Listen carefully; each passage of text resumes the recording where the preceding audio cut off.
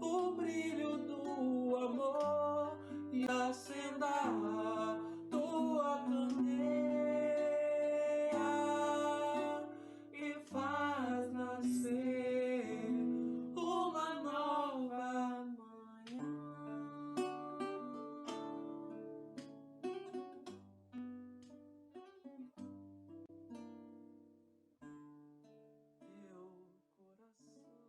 Então, boa noite a todos mais uma vez. Muito obrigada pelo convite. Boa noite a quem está aqui conosco através do Zoom, a quem está acompanhando pelo YouTube. Nós vamos agora fazer algumas reflexões a respeito do aniversariante de ontem, o nosso querido professor Rivaio, que ficamos conhecendo mais profundamente a partir do pseudônimo Allan Kardec. E eu gostaria de dizer para vocês de onde que eu vou tirar uma grande parte das reflexões que nós vamos fazer nos próximos minutos. Todos devem conhecer provavelmente esse livro, que é o livro Obras Póstumas. E aqui nós encontramos vários textos, vários artigos, várias psicografias que já estavam uma parte organizada por Allan Kardec antes da sua desencarnação, com a intenção de uma publicação posterior, algumas que estavam engavetadas e foram resgatadas. É relatado que a própria Amélie participou dessa pesquisa, né, do que valeria a pena publicar ou não. E depois nós vamos usar também esse outro livro que eu considero muito importante o estudo, chamado Viagem Espírita em 1862 e outras viagens de Kardec. Nós vamos usar, então, principalmente essas duas obras. Às vezes as pessoas nos escutam relatando um monte de coisa e falam, nossa, mas de onde que ela tirou essas coisas? Então, eu gosto de avisar para que a gente tenha a nossa própria possibilidade de pesquisar, de aprofundar os estudos.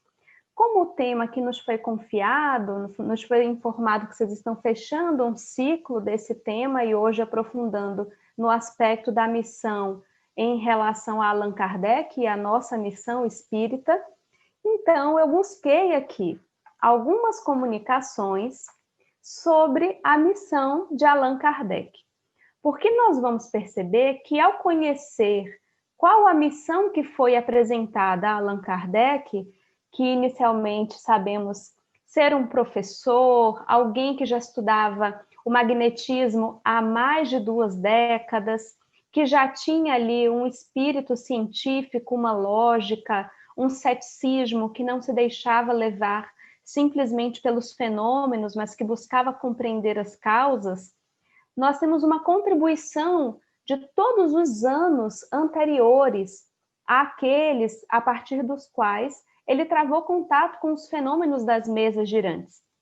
A missão dele, enquanto codificador da doutrina espírita, nós costumamos associar a partir do momento em que ele trava contato com aqueles fenômenos que estavam em voga, não apenas na Europa, mas também na América, e que era motivo de notícias por toda parte. A coisa estava de uma forma, os fenômenos mediúnicos, as mesas que giravam e que faziam também ruídos, haviam se lastrado de tal forma que os jornais da época noticiavam esses fenômenos, era pauta do dia. Inclusive, as pessoas se reuniam como se fosse um evento, iam para casas que começavam a fazer espetáculos para aquelas apresentações, a maioria simplesmente com o espírito de curiosidade, de divertimento. Muitos também desses fenômenos eram mistificações, eram aproveitadores que cobravam ingressos e queriam ali se aproveitar da situação para conseguir recursos. Então, o professor Rivaio levou muito tempo sabendo do acontecimento dessas mesas que giravam, que emitiam ruídos e sem se interessar, sem querer saber daquilo. Alguns dos seus amigos o buscavam e falavam, olha, eu acho que ali um objeto para o seu estudo, para a sua pesquisa, alguém como você com o seu olhar tão lógico, tão racional, poderia encontrar ali explicações valiosas, mas ele relutou muito. E por mais que nós associemos o marco dessa missão a partir desse momento, é importante saber que os anos anteriores, a vida dele, ainda enquanto professor Rivaio, teve grande importância para essa tarefa que começa de forma mais direta a partir do contato com esses fenômenos, do conhecimento de médiuns, quando ele vai perceber que sim, existiam mistificações, existiam pessoas interesseiras, mas que existia algo ali que as pessoas ainda não tinham conseguido explicar de forma racional. Algo que era de interesse público, algo que estava além do que a pesquisa da época, a ciência da época, já havia sido capaz de explicar. E por que dizemos isso? Porque ele começa tendo contato na sua vida, ainda muito jovem, com um grande pedagogo, ainda estudado até hoje, sabemos ser Pestalozzi, com um método pedagógico muito diferente de tudo que se utilizava naquela época. Ele é alguém que foi desde muito cedo, além de todo o arcabouço espiritual, de toda a bagagem que certamente trouxe, porque quando pesquisamos as suas existências anteriores, temos notícias de que já era realmente um coração trabalhado, uma mente trabalhada, não se tratava de alguém que estava ali improvisando uma tarefa, mas que tinha respaldo espiritual para tudo que veio realizar. Mas a parte inicial da sua vida, como professor Rivaio, como alguém que já havia publicado livros, como alguém que tinha um conhecimento literário, de gramática, uma propriedade na fala, uma capacidade de separar temas, de perceber que era importante ter palavras novas para conceitos novos, porque ele conhecia tanto o vocabulário da época, por exemplo, e sabia das repetições, das dificuldades linguísticas diante de uma palavra que pode significar tantas coisas. Tudo isso que sucede nesses anos iniciais de sua vida, o próprio contato com uma esposa que era anos mais velha do que ele, que repete inclusive o histórico do professor Pestalozzi, que teve também uma esposa anos mais velha do que ele, e que para aquela época já era algo um pouco diferente. Então nós percebemos alguém que não estava ali muito interessado em enquadrar-se nas demandas sociais da época, que tinha força interna e capacidade de, ainda que fizesse algo que as pessoas achassem estranho, que talvez as pessoas achassem diferente, não admirassem, ele tinha condições de sustentar as suas escolhas, de sustentar as suas decisões, de não se importar com a opinião alheia, mas de ter um crivo interno que determinava se ele estava no rumo certo ou não. Então, todos esses anos, porque é interessante porque muitas pessoas, às vezes, quando eu estou falando do protagonismo juvenil, né, em outros temas, em outras oportunidades, por vezes surgem pessoas me perguntando assim, Larissa, mas você começou tão jovem, e eu só conheci a doutrina espírita agora, já no outono da vida, já com 40, já com 50, já com 60, já com 80. Essa é uma fala, uma dúvida muito recorrente em momentos de perguntas e respostas. Será que haverá tempo para que eu faça algo? Será que tem alguma tarefa, alguma coisinha que eu possa contribuir? Ou será que é tempo só de receber, porque quem sabe na próxima, quando eu retorne, eu possa fazer alguma coisa? E é interessante porque Allan Kardec, cumprindo essa missão de codificador, ele não era mais um jovenzinho, ele já estava bastante maduro, já tinha vivido muitos anos, e o tempo que ele tem, se nós considerarmos, inclusive, que ele começa a travar contato com os fenômenos de uma forma mais direta, lá por volta de 1855, em 1856, nós leremos aqui uma comunicação, quando ele recebe uma informação mais direta da sua missão, ele já estava ali estudando o fenômeno, ele já tinha muita pesquisa dos seus anos de estudo sobre o magnetismo, ele recebe cadernos de amigos que já estavam pesquisando e travando contato com o fenômeno mediúnico há anos, e ele começa a pesquisar, começa a observar se havia alguma unidade, se havia alguma forma de pesquisar, de utilizar um método experimental sobre tudo aquilo, mas tudo isso se efetiva com uma primeira obra em 1857, que é o marco da publicação em abril do Livro dos Espíritos. Ora, Allan Kardec há de viver, pelo menos nessa existência, até 31 de março de 1869. Então, esse material que nós estudamos hoje com tanto afinco, que talvez tenha modificado a trajetória de muitos de nós, e nisso eu me incluo, quantos foram os anos que ele teve para se dedicar para essa tarefa? E aí alguns poderão dizer assim, ah, Larissa, mas ele já veio preparado. Sim, ele veio bastante preparado. Mas mesmo vindo preparado, ele foi advertido pelo Espírito de Verdade que poderia falhar. Porque quando alguém se prepara para algo, isso não é garantia de 100% de êxito. Allan Kardec era um espírito já amadurecido, o professor Rivaio já tinha sua trajetória espiritual, mas ele não era ainda um espírito purificado, que não tinha nenhum plugue, nenhuma possibilidade de afinidade com o equívoco, com a dúvida, tanto que ele tinha até uma dúvida se ele tinha essa missão mesmo. Nós perceberemos nessa comunicação que eu vou ler, que ele faz a pergunta para o Espírito de Verdade, que dirigia o seu trabalho, que se apresenta como um responsável, como um ser de uma escala muito mais avançada do que os demais, que estava, na verdade, dirigindo a chegada do Consolador aqui na Terra. E ele escuta o direcionamento de alguns espíritos, depois ele vai conferir com esse espírito mais purificado para saber, será que é isso mesmo? Será que não é um embuste, uma mentira e não tem tarefa alguma para que eu realize? E ele vai confirmando aquilo e vai dizendo, olha, será que não é um exagero? E o Espírito de Verdade dirá para ele, pode ser que você falhe. E se você falhar, um outro te substituirá. Então, de certo que cada um de nós tem a sua tarefa e tem a sua missão, porque a gente às vezes acha que quando fala em missão está falando só de seres angélicos. As pequenas tarefas no próprio seio da nossa família, à frente de uma instituição, à frente de um trabalho, na coordenação de uma atividade, são pequenas missões que correspondem às nossas possibilidades, ao que já somos capazes de contribuir. Então, quando a gente estuda, quando a gente observa a trajetória de um espírito já amadurecido, como Allan Kardec, nós não precisamos colocá-lo tão distante de nós, achando que trata-se de uma realidade absolutamente diferente. Mas é possível observar com atenção as orientações, as falas dirigidas a ele, que podem ser lição para cada um de nós.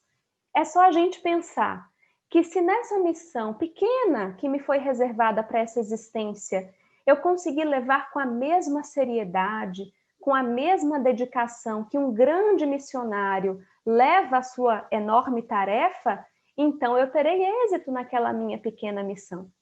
Aqui na minha casa, por exemplo, no dia que eu reservo para fazer a faxina da casa, eu tenho uma filha chamada Marina, e ela está com 3 anos, vai fazer 4 em breve. E ela sempre participa. Será que, pelo fato de eu limpar toda a casa, a minha missão é tão mais importante do que a dela, que limpa um cômodo, que pega ali um espanador, pega ali um paninho, às vezes segura o aspirador de pó? Não. Para Deus não existe isso. Para Deus cada missão é importante, cada tarefa é importante. Então, quando a minha filha está ali se dedicando, concentrada, deixa de brincar, abre mão do momento do desenho e se dedica à tarefa de servir, de ajudar, de cuidar de um espaço onde ela também mora, um espaço que também é dela, de se sentir contribuindo, de se sentir útil, isso é um exercício, tanto no plano material, enquanto criança do processo educativo, quanto no campo espiritual, aprendendo a contribuir, aprendendo a cuidar da sua casa, e é no pouco, na tarefa simples, que nós treinamos para o grande. É aprendendo a limpar um cômodo que a gente aprende a limpar a casa, e é aprendendo a limpar a casa que aprendemos a preservar o nosso planeta. e é aprendendo a preservar o nosso planeta que somos então preparados e recebemos tarefas maiores. Ninguém se transforma num governador planetário, num Cristo, de um dia para a noite. Houve o dia em que alguém como o nosso Jesus, o nosso meigo Rabi, teve também tarefas pequenas, singelas que lhe foram confiadas. E foi por dedicar-se e cumprir com êxito, com afinco, aquelas tarefas pequenas, que tarefas cada vez maiores foram confiadas. E assim acontece com o nosso professor Rivaio. Para que ele pudesse receber, ser instrumento, ser o organizador daquelas luzes, daquele maná celeste que a espiritualidade trouxe à Terra para orientar, consolar, esclarecer, para que essa missão tão grandiosa chegasse às suas mãos, em outras existências, em outros momentos, ele já estava a serviço desse mesmo Cristo, já estava a serviço do bem em outras atividades. Na casa espírita mesmo acontece uma coisa muito interessante. Um dia um amigo meu veio me pedir para fazer uma atividade na casa espírita, né, em tempos de atividades presenciais, e eu falei assim, meu amigo, mas é que eu já estou com tantas coisas, e era alguém com quem eu já havia conversado dias antes do quanto eu estava cheia de tarefas, e que eu estava até pensando em dispensar algumas, e ele me veio trazer outras tarefas. Eu falei, Jesus do céu, faz o quê, né, com esse ser humano? E ele falou assim para mim, Larissa, mas é porque tem um princípio que é assim, se você quer ver uma tarefa pronta, você confia para alguém que já tem muitas tarefas. Porque essa pessoa que já dá conta de um monte de coisa, provavelmente vai fazer. Às vezes a gente confia para aquela pessoa que não está fazendo praticamente nada. E ela fica tão desesperada com aquela uma tarefa que não faz nada.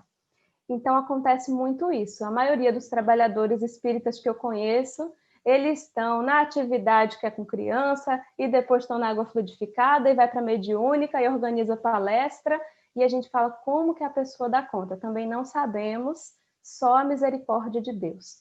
Mas o fato é que estamos treinando essas múltiplas, mas pequenas, singelas atividades que nos são confiadas, são exercícios, é Deus nos dizendo assim, vai minha filha, vai treinando no pequeno, porque depois, percebendo a tua fidelidade, porque fé é também fidelidade, fé é confiança e também fidelidade. A própria palavra que vem de fides, quer dizer essa fidelidade, e aí não é fidelidade de Deus, né?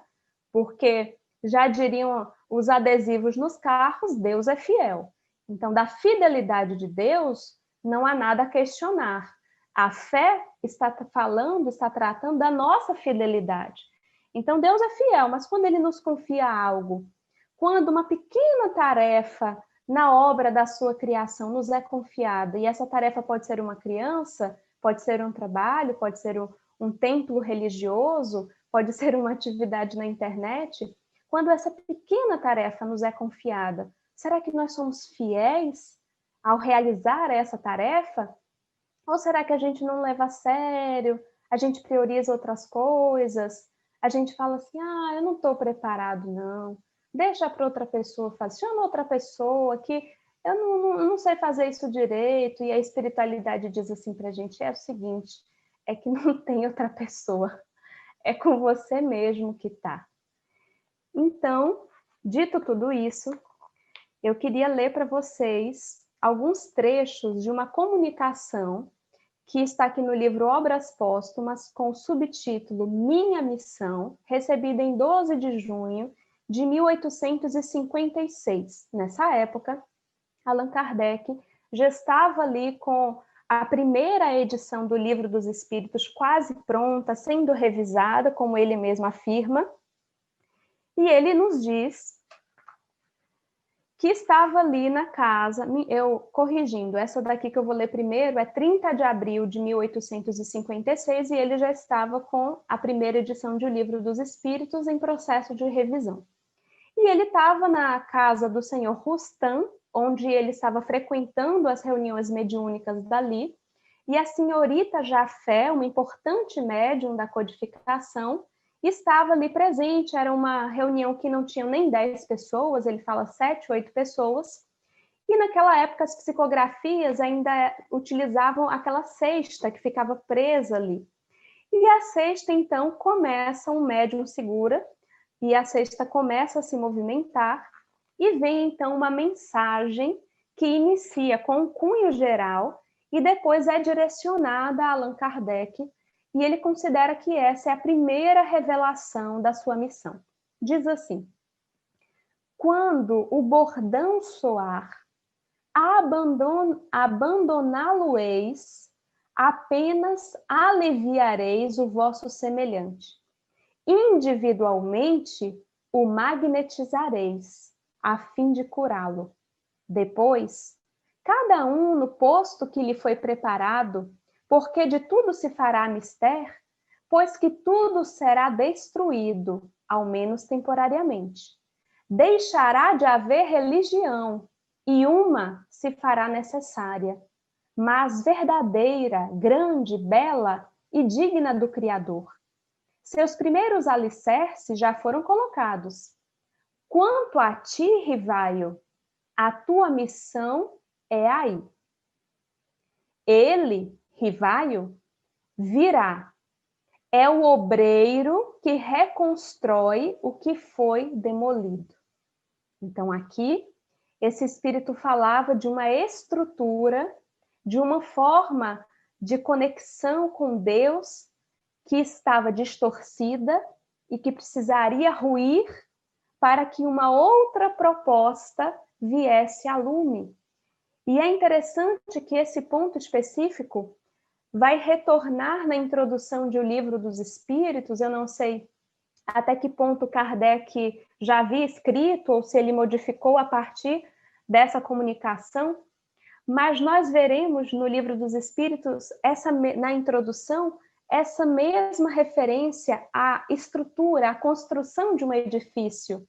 E a ideia de que a doutrina espírita, nascendo como ciência, desenvolvendo-se como filosofia e tendo as consequências morais do ponto de vista filosófico sendo uma religião, uma possibilidade de reunir, de congregar pessoas com esse mesmo propósito sob a bandeira da fraternidade e da caridade e conectando-se a Deus a partir desta bandeira, ele trará então essa ideia de que em algum momento as pessoas estariam reunidas nesse mesmo edifício e ele nos dirá que pessoas com diferentes tipos de religião estariam ali congregadas. Em nenhum momento nós encontraremos escrito, em nenhum ponto, pelo menos eu já li o Pentateuco, se alguém achar isso depois me mostra, porque não há, que eu saiba, em nenhum ponto da codificação espírita, estou lendo as revistas espíritas, também não encontrei, nem nas viagens espíritas e nem no livro Obras Póstumas, nenhuma referência ao fato de que todos seriam convertidos, como ocorre a proposta em outros grupos religiosos, essa ideia de converter-se a determinada religião para ser salvo. A proposta da doutrina espírita não é essa. E não é essa a tal ponto de que é questionado, é perguntado numa reunião a Allan Kardec, isso está registrado no livro Viagens Espíritas, foi feita a pergunta a ele qual seria o ritual para a prece mais adequado no caso dos grupos espíritas. Será que seria necessário fazer algum tipo de movimento, já que isso era algo tão característico das religiões? E Allan Kardec vai responder com maestria, pautando-se nessas informações dos espíritos e dizendo que não deveria haver nenhum tipo de ritual específico. Não porque haja um problema com os rituais, não que a doutrina espírita condene os rituais utilizados por outros grupos, mas porque, no momento do grupo espírita, é importante que pessoas das mais diferentes religiões sintam-se acolhidas, sintam-se à vontade para ali estar. E se fosse adotado algum ritual de um tipo específico, ele chega a dizer como o muçulmano espírita poderia ficar à vontade, se fosse adotado o ritual do judeu, e como o judeu poderia ficar à vontade se fosse adotado determinado ritual de um outro grupo. Então, o objetivo não é converter as pessoas, mas que se elas, ele inclusive dirá isso, cada pessoa, no seu momento íntimo, pode sentir uma necessidade específica para conectar-se a Deus, pode sentir necessidade de algum tipo de ritual no seu momento de intimidade, mas no momento do grupo, era importante que nós respeitássemos as idiosincrasias, as diferenças, e que todos pudessem reunir-se pelos laços da fraternidade, que essa deveria ser a nossa bandeira, o nosso ponto comum, para que ninguém se sentisse coagido ou intimidado a realizar um ritual que não se sente confortável. Então, nós percebemos que a ideia, quando essa doutrina chega à Terra, quando essa missão é apresentada a Allan Kardec, a ideia nunca foi disputar campo, disputar espaço com os outros grupos existentes, mas sim abrir um espaço neutro, capaz de congregar as pessoas com suas diferentes crenças, com suas diferentes peculiaridades, e que todas pudessem ali estar reunidas com o propósito da caridade, de ajudar, de servir, de regenerar-se, de transformar-se.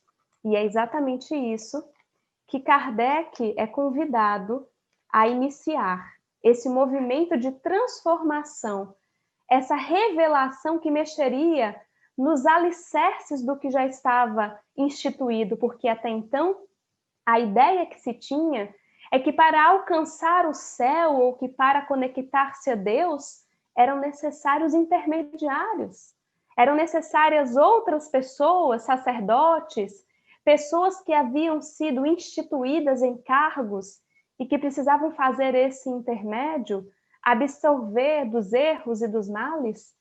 E então chega à Terra uma doutrina que nos diz: não precisa, não é necessário que haja nenhum tipo de intermédio. Cada um, de forma autônoma, pode fazer a sua prece, pode fazer a sua rogativa.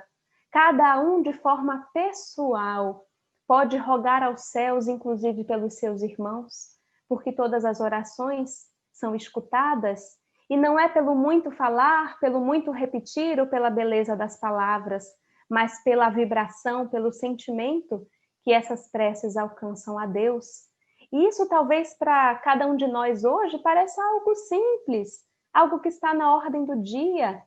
Mas, meus amigos, em 1856, isso parecia um absurdo. Como? Como que eu posso, sem intermédio, pedir diretamente a Deus perdão pelos meus males?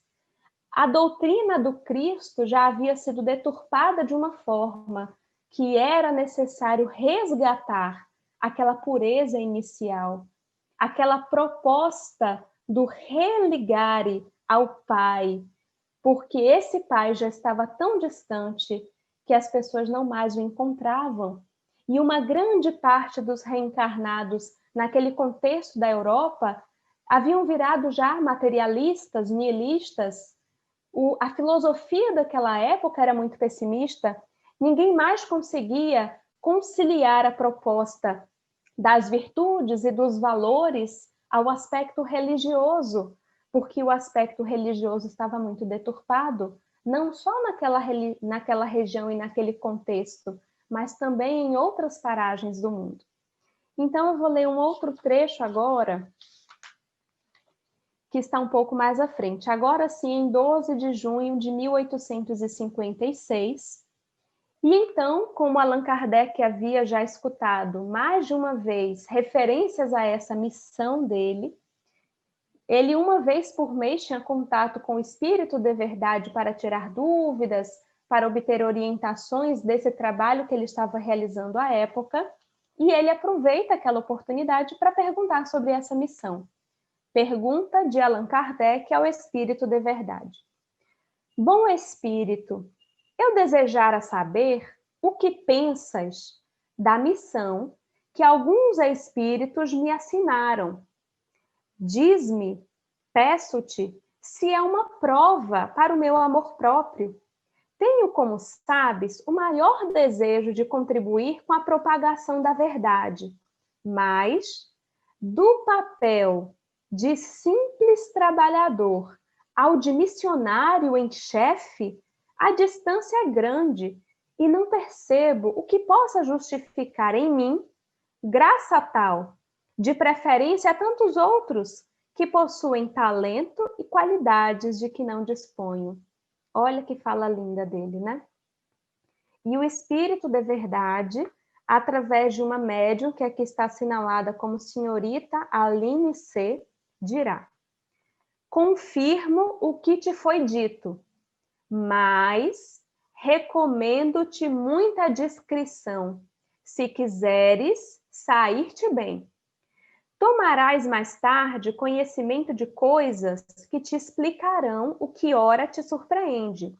Não esqueças que podes triunfar, como podes falir. Neste último caso, outro te substituirá. Porquanto os desígnios de Deus não assentam na cabeça de um homem. Nunca, pois, fales da tua missão. Seria a maneira de a fazeres malograr-se. Ela somente pode justificar-se pela obra realizada, e tu ainda nada fizeste, porque estávamos aqui em 1856, nada ainda havia sido publicado. Se a cumprires, os homens saberão reconhecê-lo cedo ou tarde, visto que pelos frutos é que se verifica a qualidade da árvore.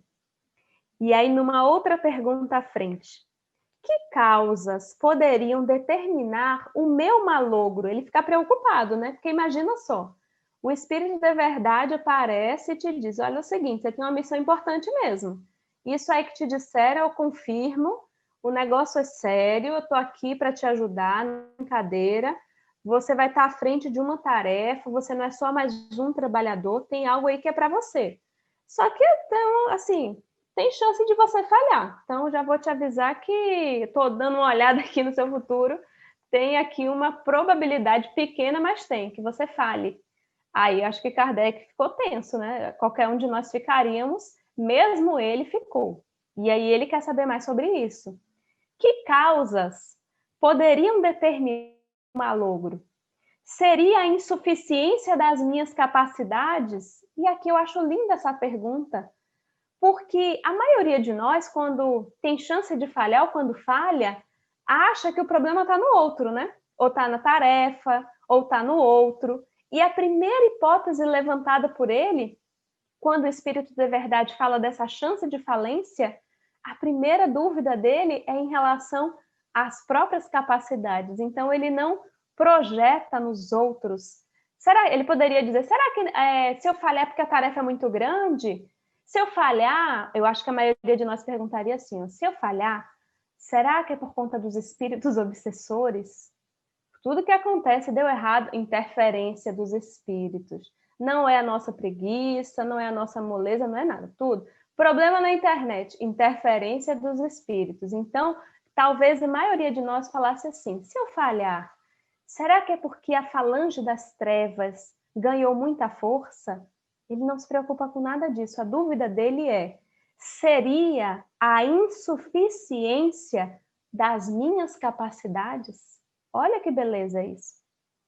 E o Espírito de Verdade diz, não, mas a missão dos reformadores, então ele está chamando Kardec de um reformador, é prenhe de escolhos e perigos. Previno-te de que é rude a tua. Gente, eu ia começar a chorar, ia falar, pelo amor de Deus, chama outro. Porquanto se trata de abalar e transformar o mundo inteiro. Vocês não saiam correndo, não? Porque eu saía correndo. Imagina só, assim, você pode falhar, sabe por quê? Porque a sua tarefa é muito rude, meu filho. A sua tarefa é abalar e transformar o mundo inteiro. É muita coisa. E aí vem mais, tá?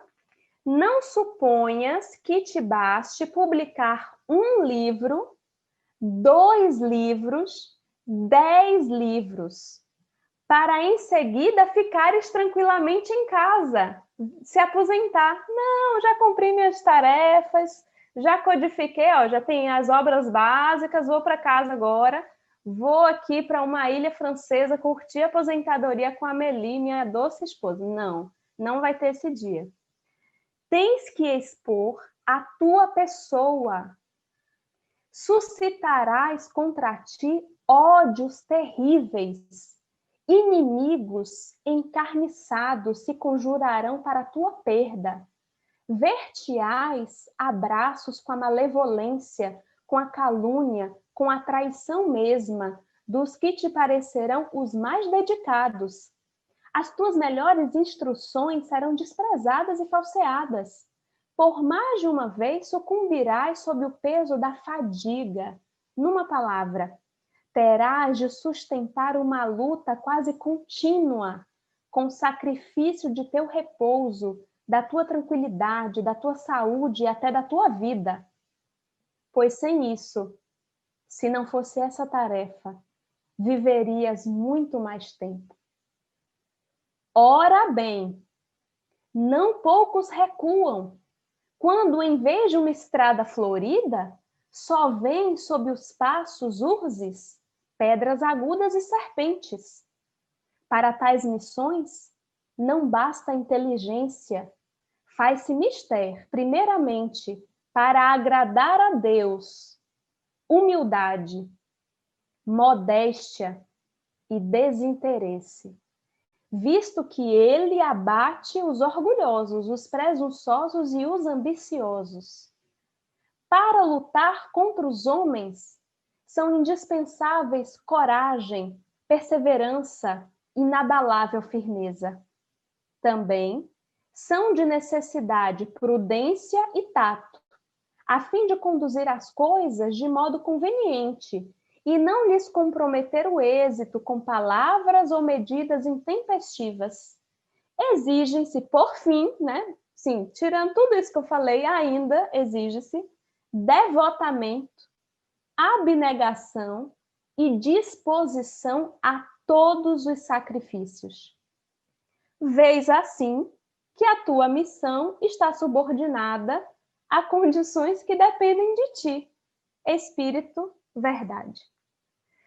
A gente dá assim uma respiração e a gente sente nesse momento, eu acho que vocês estão sentindo a mesma coisa que eu, uma gratidão profunda, uma admiração sem tamanho a esse homem que não saiu correndo depois dessa mensagem, que recebeu cada uma dessas palavras de coração aberto, que utilizou cada uma das suas horas para responder cartas, para dirimir dúvidas, para escrever artigos, que após publicar o Livro dos Espíritos em abril de 1857, começa a receber correspondências de diferentes partes do mundo, de grupos espíritas, de médiuns, de pessoas com dúvidas, de padres, de cientistas, de curiosos.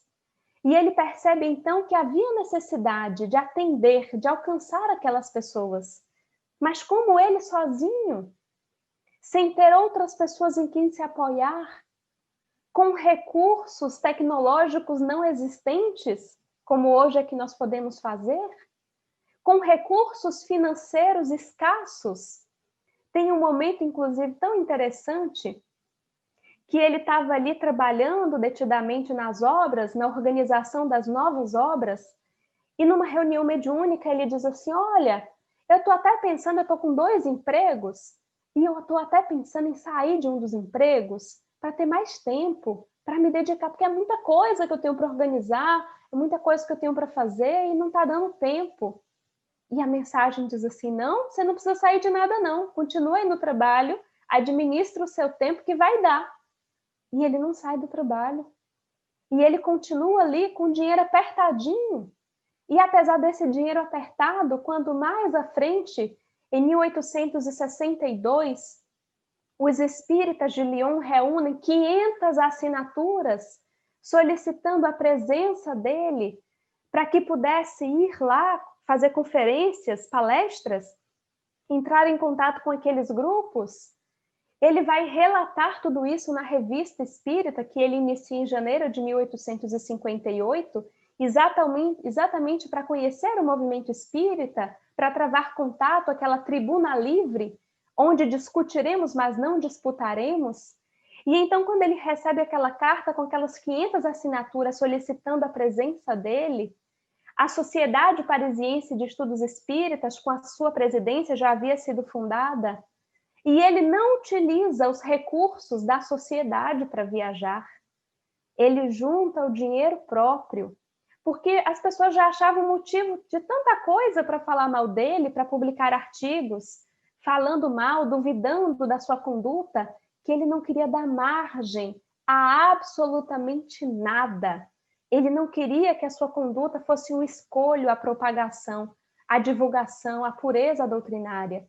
E então, mesmo com poucos recursos financeiros, com o apoio da sua esposa, que foi aquela pedra angular na sua vida, aquela sustentação nas horas difíceis, ele então junta o seu recurso e fará uma viagem em diferentes cidades da França, vai também à Bélgica, passa um tempo em Lyon, que ele tanto gostava, e então, numa conferência lá em Lyon, ele vai nos dizer, inclusive, que existiam 3 tipos de espíritas e que em Lyon ele se regozijava de haver conhecido os verdadeiros espíritas, mas dirá, no banquete em sua homenagem, que existiam 3 tipos de espíritas. Que o primeiro tipo eram aqueles espíritas muito empolgados com a fenomenologia, que queriam ver o fenômeno, que queriam ver as mesas girarem, os médios aparecerem, as comunicações, queriam respostas, queriam novidades. E às vezes paravam por ali. Mas que existia também o segundo grupo de espíritas, aquele tipo que já havia avançado no estudo da filosofia e da ciência espírita, que buscava compreender a natureza da vida espiritual, esse objeto de estudo da doutrina espírita, e que sabia que haviam consequências morais para o funcionamento dessas leis divinas reveladas pela doutrina espírita, e que inclusive é aquela pessoa que assiste as coisas e diz assim, nossa, que lindo, que emocionante, mas não faz o esforço de aplicação, de vivência. Para por ali, é tudo bonito, é lindo, eu concordo com tudo, mas eu não tento praticar nada. E que, por fim, havia os verdadeiros espíritas, os espíritas cristãos, nas palavras do próprio Allan Kardec, que eram aqueles que não apenas compreendiam a ciência, a filosofia e sabiam das consequências morais, mas que buscavam vivenciar, exercitar no cotidiano, na vida prática, essas lições morais, viver tal qual a ética e os valores cristãos, que não foram inventados pela doutrina espírita, mas sim resgatados, que já estavam empoeirados, soterrados sobre os escombros ritualísticos das normas, dos dogmas, e que foi necessário um esforço gigantesco para o retorno à sua origem, à simplicidade, ao perdoar, ao amar aos inimigos, ao saber tolerar, conviver, ser fraterno. E então, nesse mesmo discurso, ele diz algo que eu gostaria, nós temos aqui 10 minutos para finalizar a nossa fala, e então nessa resposta dele, ao convite que lhe foi feito, ele diz assim, e eu gostaria de dedicar isso que ele diz, naquele contexto, em 1862, a cada um de nós que temos a nossa tarefa, que temos as nossas dificuldades, os nossos embates pessoais, mas que somos também esses trabalhadores, cada um com as suas possibilidades, com seus enfrentamentos, mas a seara é grande e todos nós precisamos estar acordados, atentos a esse chamado. Então eu gostaria que cada um escutasse. A voz é bem diferente, mas tentando imaginar que é o próprio Allan Kardec que nos dirige essas palavras. Ele diz assim: continuai, pois, meus amigos, a grande obra de regeneração, iniciada sob tão felizes auspícios, e em breve colhereis os frutos da vossa perseverança. Provai, sobretudo, pela união e pela prática do bem, que o Espiritismo é a garantia da paz e da concórdia entre os homens. E fazei que, se vos vendo, se possa dizer que seria desejável que todos fossem espíritas. Sinto-me feliz, meus amigos, por ver tantos grupos unidos no mesmo sentimento, marchando de comum acordo para o nobre objetivo a que nos propomos, sendo tal objetivo exatamente o mesmo para todos. Não poderia haver divisões? Uma mesma bandeira deve guiar-vos, e nela está escrito: fora da caridade não há salvação. Ficai certos de que em torno dela é que a humanidade inteira sentirá necessidade de se congregar. Quando se cansar das lutas engendradas pelo orgulho, pela inveja e pela cupidez. Esta máxima, verdadeira âncora de salvação, porque será o repouso depois da fadiga, o Espiritismo terá a glória de ser o primeiro a havê-la proclamado. Inscrevei-a em todos os locais de reunião e em vossas residências, que doravante ela seja a palavra de união entre todos os homens sinceros, que querem o bem, sem segunda intenção pessoal. Mas fazei melhor ainda, gravai-a em vossos corações, e desde já fruireis a calma e a serenidade, que aí encontrarão as gerações futuras, quando ela for a base das relações sociais. Não vos esqueçais de que a tática de vossos inimigos, encarnados e desencarnados, é dividir-vos. Provai-lhes que perderão tempo se tentarem suscitar entre os grupos sentimentos de inveja e rivalidade, que seriam uma apostasia da verdadeira doutrina espírita e cristã. Queridos amigos,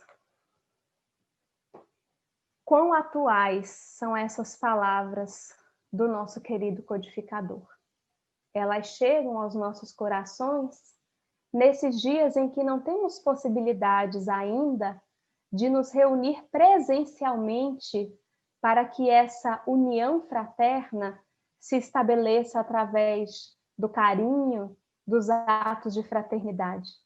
Mas chega no momento em que mais precisamos, quando estamos vivenciando um desses eventos tão anunciados que abalariam não apenas uma região em específico, mas toda a Terra, no momento em que mais necessitamos da fraternidade, em que tantas pessoas passam por dificuldades no campo material, econômico, como também uma grande parte das pessoas experimenta conflitos existenciais, angústias, vazios, dores, inclusive doenças, perdas, sofrimentos que chegam aos nossos ouvidos, que nos impactam.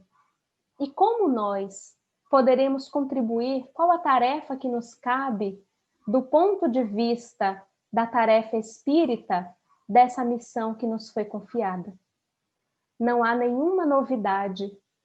A novidade é começar a vivenciar aquelas falas que tanto admiramos. Como nos foi dito no início, inspirado na fala de Francisco de Assis. Já há muito tempo nós admiramos, nós reconhecemos a beleza do cristianismo, das falas de Jesus, do Evangelho, e muitos que talvez estivessem em outras paragens, em outras religiões, há uma essência comum. Sabemos que é importante fazer o bem, sabemos que é importante olhar a todos como irmãos, mas é tão mais fácil falar, pregar com palavras, ainda nos é mais fácil. Quando o convite desse momento é que saibamos vivenciar, não apenas no dia da atividade assistencial, da entrega da sopa, também neste dia, mas especialmente na convivência com aqueles que experimentam os amargores da vida, com aqueles que provam da comida salgada, da comida apimentada, daqueles que estão ao nosso lado diante dos embates diários, e são para esses que muitas vezes nós temos menos paciência, menos tolerância. Muitos de nós, às vezes, na atividade da casa espírita, somos reconhecidos como pessoas amorosas, carinhosas, que tratam a todos com alegria. E quantos jovens eu já acompanhei em juventudes espíritas que tinham uma enorme resistência a permanecer espíritas, porque percebiam a incongruência do comportamento de seus pais, que tinham grandes responsabilidades nas atividades religiosas, mas que em casa não conseguiam efetivamente desfrutar daquela caridade, daquela fraternidade, daquela paciência. Nós ainda somos realmente imperfeitos. E o primeiro caminho para a perfeição é não querer parecer antes de ser. Muitas vezes tentamos encurtar o caminho, então lemos lá todos os caracteres do homem de bem e mal terminamos de ler, a gente já abranda a voz, vai ficando assim, menorzinho, encurvando os ombros, e vamos então assumindo uma postura, uma aparência, uma armadura do que gostaríamos de ser e ainda não conseguimos.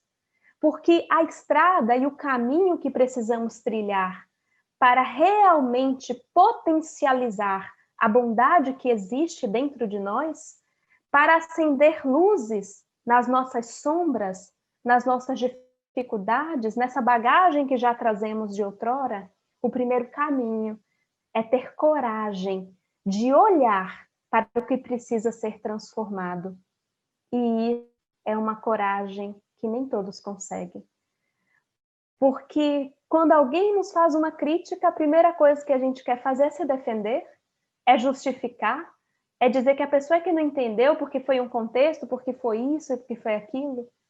Quando Santo Agostinho, numa das questões mais repetidas nas palestras espíritas, já nos deu o caminho das pedras, antes que o nosso irmão venha nos dizer o que precisamos e não queremos escutar, para que a nossa transformação real se estabeleça, por que não cada um de nós observar em que momento da própria trajetória se encontra? Qual dessas características está fora da medida na minha existência e eu preciso olhar e eu preciso encarar para então transformar? Qual o ponto das minhas atitudes, o meu tom de voz, a forma como eu falo com o meu irmão, que de alguma forma agride aqueles que convivem comigo? Que de alguma forma flerta com o outro, porque é imperfeição cruzando com imperfeição?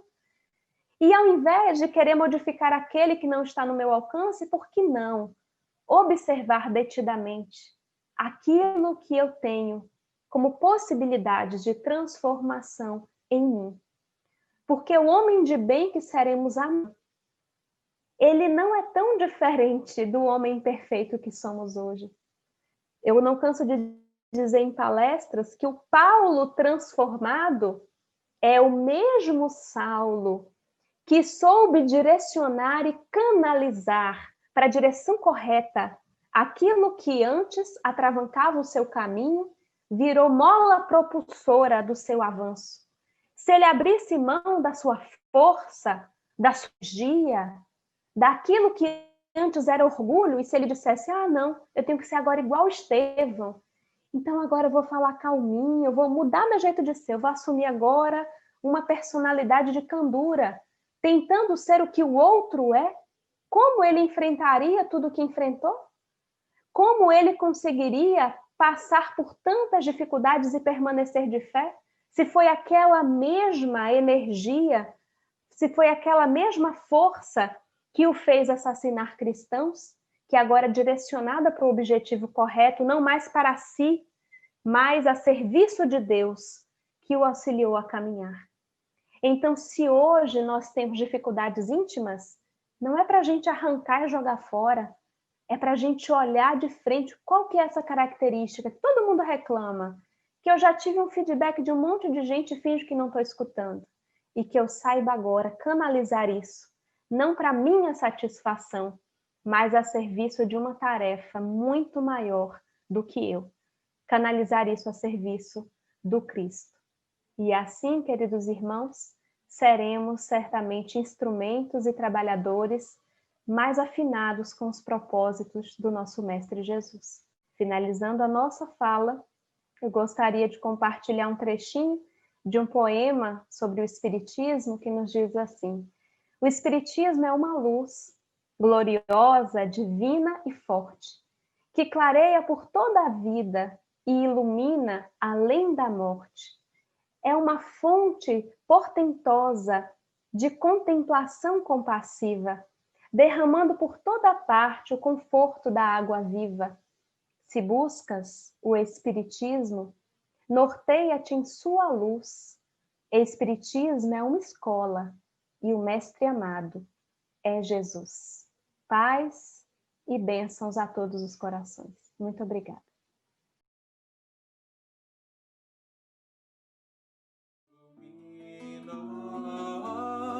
Olhe pra dentro de você, pra dentro de você, descubra o brilho do amor.